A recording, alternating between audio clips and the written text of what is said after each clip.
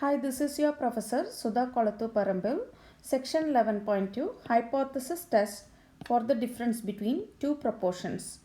It has two objectives.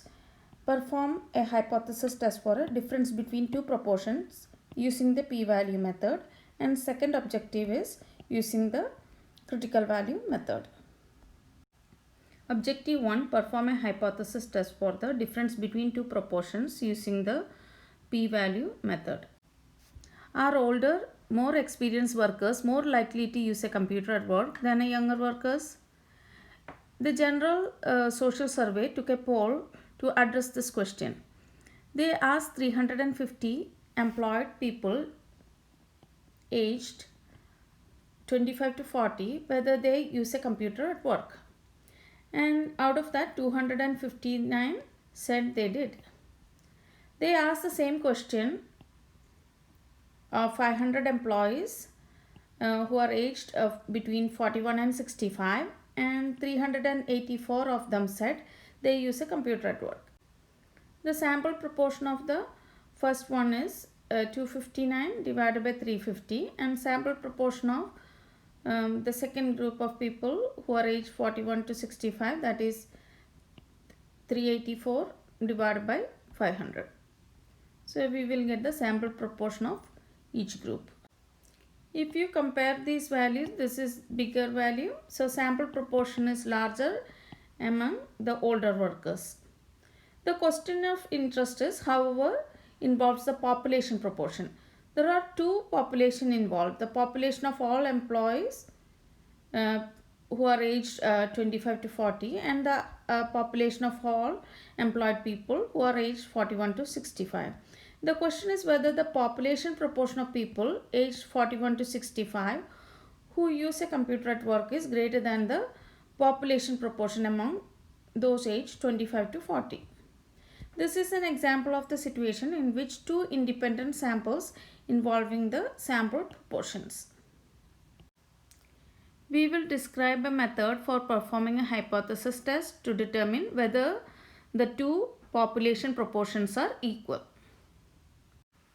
Let's look at the notation. P1 and P2 are the population proportions of the category of interest in two populations.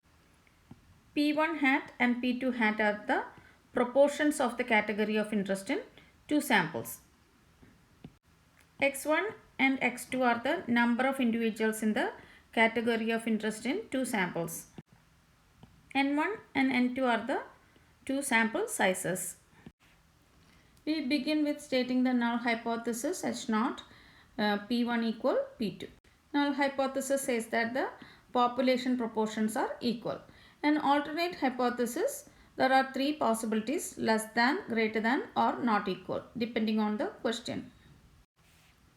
Test statistic is based on the difference between the sample proportions. When the sample size is large, the difference is approximately normally distributed. The mean and standard deviation of this distribution are given here. To compute the test statistic, we must find the values of mean and the standard deviation of the sampling distribution. The mean is straightforward because under the assumption H0 P1 is equal P2, so the difference will be equal 0. So this will be equal 0.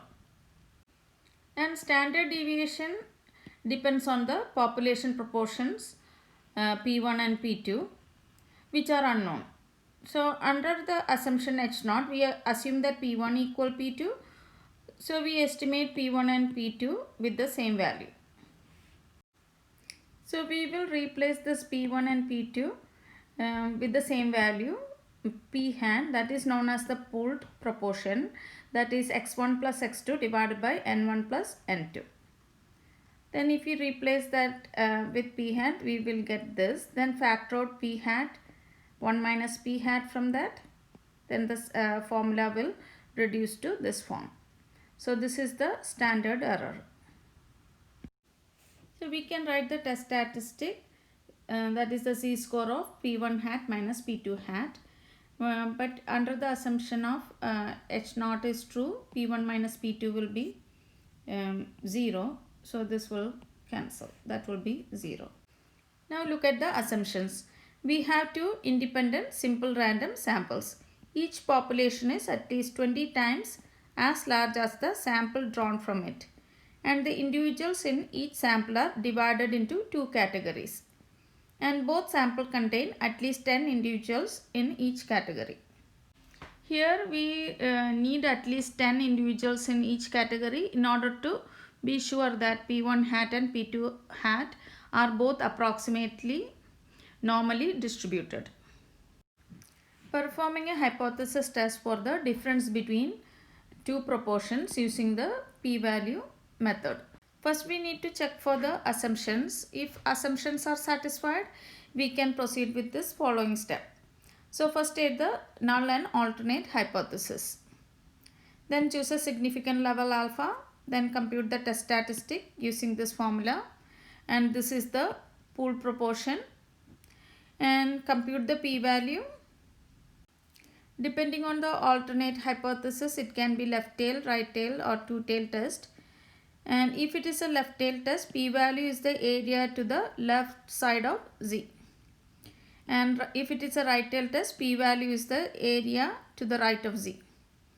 And if it is a two tail test, p-value is the sum of the area to the left of negative of absolute value of z and to the right of absolute value of z. Step 5 is interpret the p-value. We reject the null hypothesis if p-value is less than or equal to the significant level alpha. Then state a conclusion. Let's look at an example for hypothesis test for the difference between two proportions using the p-value method. Are older, more experienced workers more likely to use a computer at work than younger workers? In a social survey, they asked 350 employees who are aged between 25 and 40 whether they use the computer at work or not. And out of that, 259 employees, they said yes. Also, they asked the same question to 500 employees who are aged between 41 and 65. And out of 384 said they use the computer at work.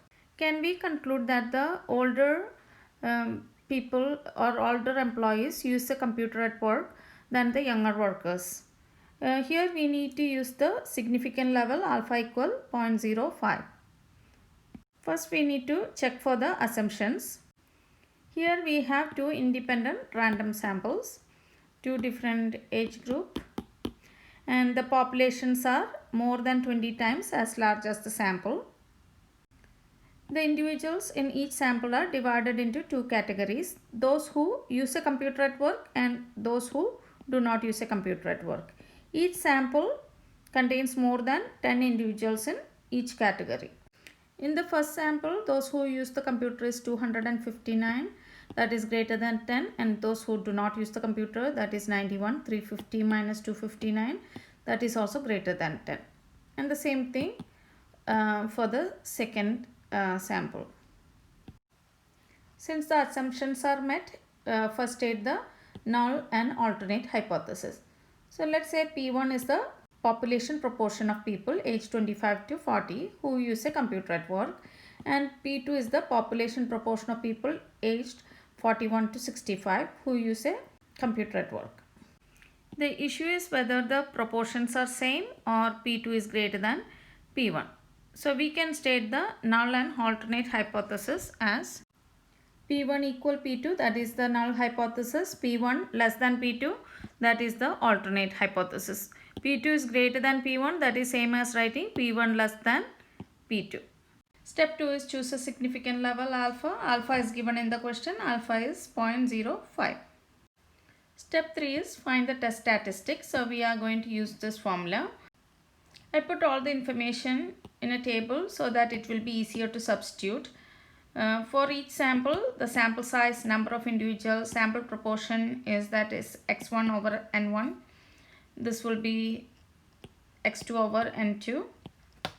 And population proportion for both samples are unknown. So we can use the pooled proportion. So p hat, we will be using this value. And p1 hat and p2 hat, we can substitute that. And n1 and n2, we know that. I didn't round the value for p hat. I used the exact value. Then substitute everything into the calculator and you can find the test statistic is negative 0.94. Step 4. Compute the p-value. Alternate hypothesis p1 is less than p2. That's a left tail test. So p-value is the area to the left side of z equal negative 0.94. So using table A2 we can find the area to be 0.1736. So look at the row correspond to negative 0.9 and 0.04 and take the intersection. That is the p-value. P is greater than alpha, so we do not reject the null hypothesis. Step 6. State a conclusion. We cannot conclude that the proportion of workers aged 41 to 65 who has a computer at work is greater than the proportion among those aged 25 to 40. So let's see how to use the calculator for the hypothesis test for the difference between two proportions. So first press stat test option 6 to prop z test, then enter x1 259, n1 is 350, x2 is 384 and n2 is 500, and we are checking p1 less than p2, so highlight that, press enter, then highlight calculate, press enter. So you will get p-value equal 1.746, which is greater than the significant level. Therefore, we do not reject the null hypothesis. Objective 2.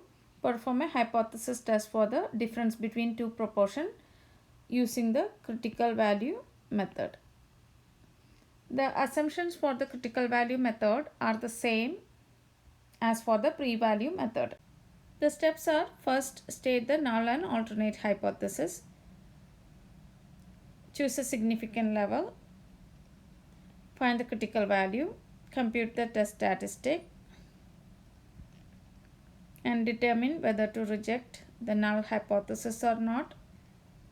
So based on left tail, right tail or two tail, and state a conclusion. You can find the critical value using the table A2 or using the technology.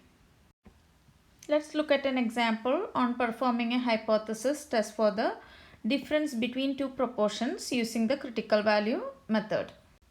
Are younger drivers more likely to have accidents in their driveways? In this example, the total number of accidents involving drivers and the total number of accidents occurred in driveway in two different age groups are given. Whether we can conclude that the accident involving drivers aged 15 to 24, that means younger drivers, are more likely to occur in driveways than the accident involving the drivers aged 25 to 64. And we need to use alpha equal 0.05. We first check for the assumption. We have two independent samples and the individuals in each sample fall into two categories. Each sample contains at least 10 individuals in each category. So the assumptions are satisfied. The categories are number of accident occurred in driveway and number of accident not occurred in driveway. In both the samples, these two categories total number is greater than 10. Now the assumptions are met, so we can proceed. So step 1, we need to state the null and alternate hypothesis. Here P1 is the population proportion of younger drivers and P2 is the population proportion of older drivers. We are interested in whether the population of accidents in driveways is greater among the younger drivers. That means P1 greater than P2. That will be the alternate hypothesis. Now choose a significant level alpha. That is actually given in the question, that is alpha equal 0.05. Now find the critical value. Since P1 is greater than P2, this is a right tail test. The critical value Z alpha is the value for which the area to the right of Z alpha is 0.05. You can use table A2 or use the calculator to find the critical value. If you are using the calculator, press second VARS, then option 3, that is INV norm, then enter the area on the left side of the critical value. So if this is 0.05, 1 minus 0.05 is 0.95, then mean and standard deviation mu and sigma 0, 1. Then press enter, then round that answer to 3 decimal places. Now compute the test statistic. So I just copied the information about the problem, the sample size n1 and n2 and number of individual x1 and x2, and from that I found the sample proportion of each one and the population proportion, both are unknown. First I am going to find the pooled proportion, then find the test statistic. Now substitute the value of sample proportion here and pool proportion and n1 and n2. Then calculate that using the calculator. Test statistic is 2.95. Step 4. Determine whether to reject the null hypothesis. This is a right tail test, so we reject the null hypothesis if z is greater than z alpha. And z is 2.95 and z alpha is 1.645. So you can see that z is greater than z alpha.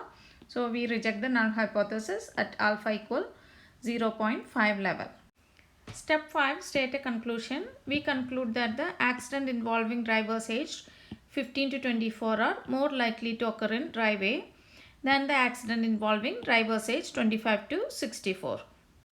In this section, you learn how to perform a hypothesis test for the difference between two proportions using the p-value method and the critical value method. And the test statistics, this is the formula we use with pooled proportion p hat equal x1 plus x2 divided by n1 plus n2.